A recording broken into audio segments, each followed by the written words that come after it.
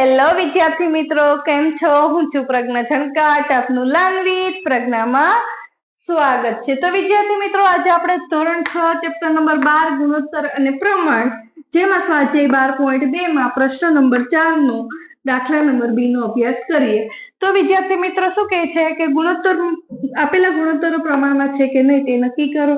ત્યારબાદ ગુણોત્તરો પ્રમાણમાં હોય તો તેના મધ્યમ પદ અને અંતિમ પદ લખો. જેમાં આપણે સૌપ્રથમ શું શોધીશું? ગુણોત્તર શોધીશું.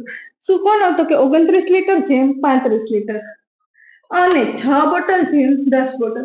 તો તમે જોઈ શકો કે આ બંને પદમાં એકમ સરખા છે, આ બંને પદમાં પણ એકમ સરખા છે, મતલબ કે આપણે ગુણોત્તર શોધી શકીએ.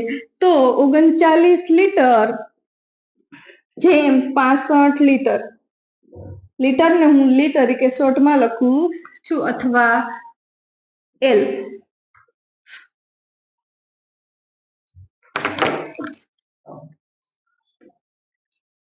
બરાબર 39/65.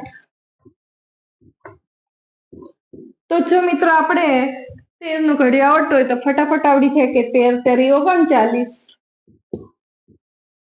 છેદમાં 13 × 5 = 13 ઉડી જાય. વધે કેટલા? 3/5.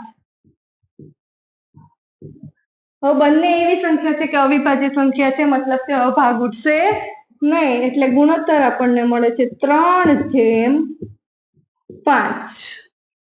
ત્યારબાદ હવે આપણે 6 બોટલ અને 10 બોટલ નો ગુણોત્તર શોધીએ. તો 6 બોટલ જેમ 10 બોટલ બરાબર 6/10.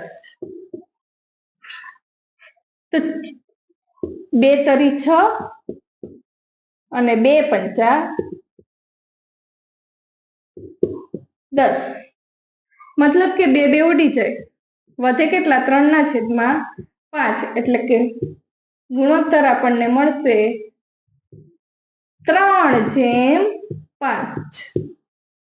બંને ગુણોત્તર કેવા આવ્યા છે? સરખા, મતલબ કે આ પ્રમાણમાં હોય છે. તો આપણે લખીશું કે 39 લીટર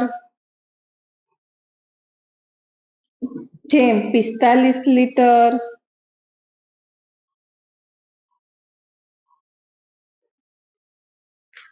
અને 6 બોટલ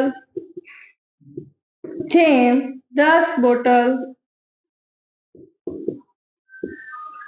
પ્રમાણમાં છે.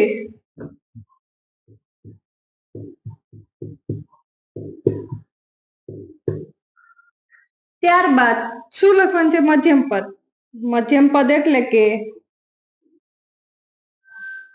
જે વચ્ચે હોય એને મધ્યમ પદ, એટલે કે 65 લીટર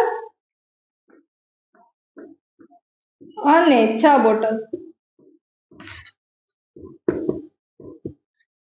જ્યારે અંતિમ પદમાં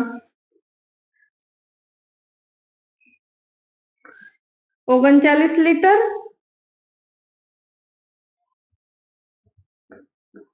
અને 10 બોટલ.